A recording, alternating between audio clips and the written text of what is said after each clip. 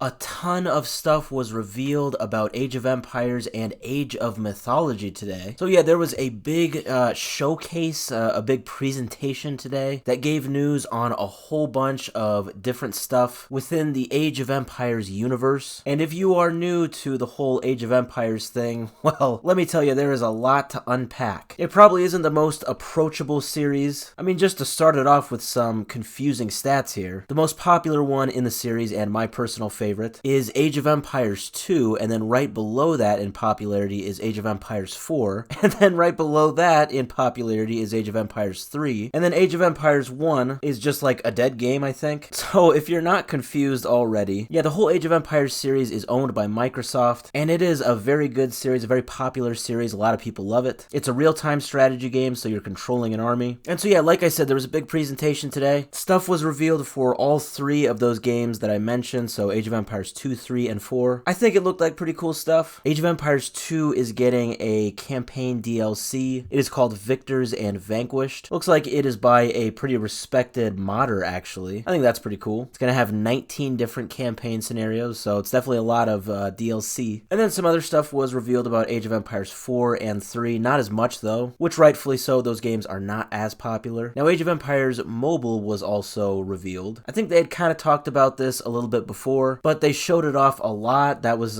probably the biggest thing that they showed off. I mean, it probably took up the most amount of time in the presentation. They're definitely focusing a lot of attention on it. It looks like a mobile game. I'm not really into mobile games, but it looks like it'll do well. But the biggest thing that they talked about, in my opinion, the thing that was just really big, right? I was really looking forward to this, is the remaster of Age of Mythology. Now, this was announced about a year and a half ago, so this isn't news per se, right? This wasn't an announcement, but rather they talked about it. They revealed that it is being released sometime this year, so that's great. I was not expecting that. I definitely thought 2025. I think others expected that too, right? So it was a lot earlier than everybody's expectations. Now, disappointingly, they really didn't show any gameplay of it, which, truth be told, I think they really weren't expecting how much hype was surrounding Age of Mythology, but I know that a ton of people are looking forward to it. But what is nice is that it is now on Steam for pre-order, and they do have some screenshots on there. It's like 5 or 6 screenshots, and yeah, it looks very nice. It was a game from the early 2000s, and the graphics, if you look back on it now, the graphics just did not age well at all. Super fun game, but the graphics just do not look good. So this remaster is just a breath of fresh air. It looks very good. They're changing some stuff with the gameplay too, I believe. Like, one thing is they're introducing cooldowns for the god powers, which, if you remember that in Age of Mythology, you had these god powers, so you had like a tornado or like an earthquake that you could spawn, but I believe it was just like once per game, so now you can do it multiple times. There's other stuff too, and what I am really looking forward to is the fact that this will probably follow in the same footsteps as Age of Empires 2, the definitive edition, which that was released, I don't know, 6 or 7 years ago now, so that has gotten like a ton of post-game DLC now, so I'm assuming they probably will have some, you know, post-game, post-release Age of Mythology DLC sometime down the line. I've seen some comments, some people have been talking about how, you know, there would be a lot that they could expand on in the world of mythology. Different cultures, right? Different religions, Hinduism, Buddhism, right? There are a lot of gods, a lot of just stories that Age of Mythology, you know, already being a great game, never touched on, and they could. So I'm very excited for this. Overall, Age of Empires, you know, that whole universe, that whole franchise really seems to be doing great for Microsoft. It's crazy, believe it or not, you know, Age of Empires 2, the game that really